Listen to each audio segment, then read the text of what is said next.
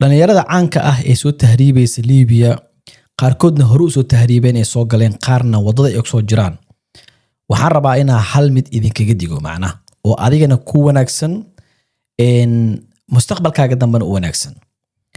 dad waxa arkayay soo duubayo wadooyinka ay soo mareen iyo qaabkay u soo tahriibeen qofka soo wadayo taasi oo ah in ay promote gareynayaan ama ay bomboonin u sameynayaan ama dad fara badan ay soo halaajinayaan ee wadada soo gelinayaan taasi oo aad la dambi tahay qofka muqallaska ah ayaa la dambi tahay qofka bunbuniyo ee xayisiinta u sameeyo iyo qofka isqarinaya fiir ninka aad bunbuninta u sameynayso xayisiinta u sameynaysid waa nin wanted ah oo adduunka dhan ama Yurub dhan wanted ka ah waa nin wajigiisa ka qarinaya xataa hadii aad imaato Liibiya ama aad meel xataa lagu sheegin wajigiisa qof garanaysa ma lahan waa qof la qarinayo qof dhuumanayo waay qofkaasi asiga nafs ahaantiisa xataa uma sameeysan karo TikTok ma soo maxaysi ma sameyn karo adiga ayuu wuxuu ku leeyahay waxaan kugu wadayaa free ah kugu wadayaa ee xayisiin i sameey ama waxa ku dhahdaa hebel baa iwadooy hebel baa kan ah si dad fara badan hadhow ee u dhahan hebel meeshan lagu diray waxaa jiro dad caan ahaa oo idinka soo horeeyay oo bishii 9aad ilaa ay hadda ku xayiran oo la qabsaday la xiray la soo deeyay la xiray marka adiga hadii aad isdhihaysid ama ee rajo kaaga jirto hebel baa ma taqaan xayisiinta u sameeyay lacagaano kugu diraya Liibiyaanka oo badda ka qabsanayo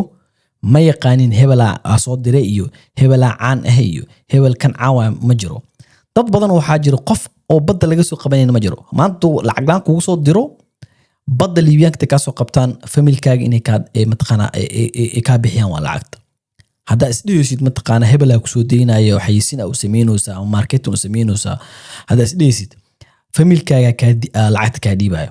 sababtoo ah waxa ogahay ana wadanka aad jooga hadda boqolaal kun oo dhalinyaro Soomaaliyeed soo gashay oo tahriibayaal oo cusub ah ayaa soo galeen kuwaasi oo midka ugu yar hal mar ama laba mar ayaa la qabtay badda laga qabtay oo ciidamada Liibiyaana qabteen kadibna dib ayaa familkooda lacag ay weydiiyeen dadka adiga ay sheegaysiin oo xayisiinta u sameeyeen soo direen dadka markay dhahan warniyo ilmihiini waa la qabsaday ee Furdaami waxay taagan yihiin 2000 loo haystaa soo dira mar labaad dad waxa aqaana $7,000 laga qaatay 6,000 kaleeta ama mataqaana 5,000 kaleetana ciidan